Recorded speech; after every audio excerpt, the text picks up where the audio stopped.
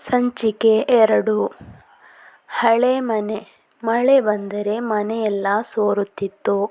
ಏಕೋ ಮನೆ ಪರಿಸ್ಥಿತಿ ನೆನೆಸಿ ಬೇಸರವಾಯಿತು.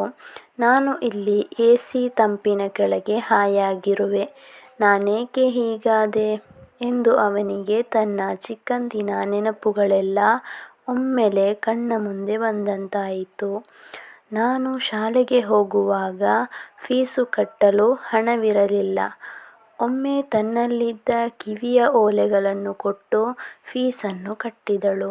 ನಾನು ಬೇಜಾರು ಮಾಡಿದರೆ, ನಿನಗೊಂದು ಕೆಲಸ ಸಿಕ್ಕರೆ ಸಾಕು, ಮತ್ತೆ ನನಗೆ ಆರಾಮ ಎಂದು ಹೇಳುತ್ತಿದ್ದಳು.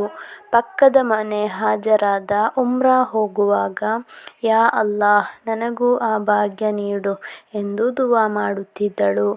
ಆಗ ನಾನು ಅಮ್ಮನ ಹತ್ತಿರ, ನಾನು ದೊಡ್ಡವನಾದ ನಂತರ ಉಮ್ರಾ ಮಾಡಿಸುತ್ತೇನೆ, ನೀನು ಹೇಳಿದ ಕಡೆಯೆಲ್ಲ ಸುತ್ತಿಸುತ್ತೇನೆ ಎಂದು ಹೇಳಿದ್ದೇ ಬಂತು.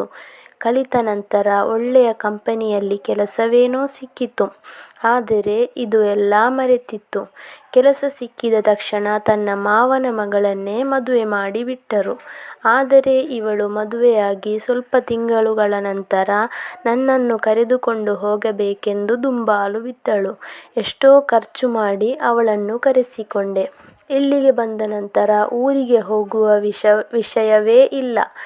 ಈಗ ಮಗುವಿಗೆ 1 ವರ್ಷ ತುಂಬಿತು.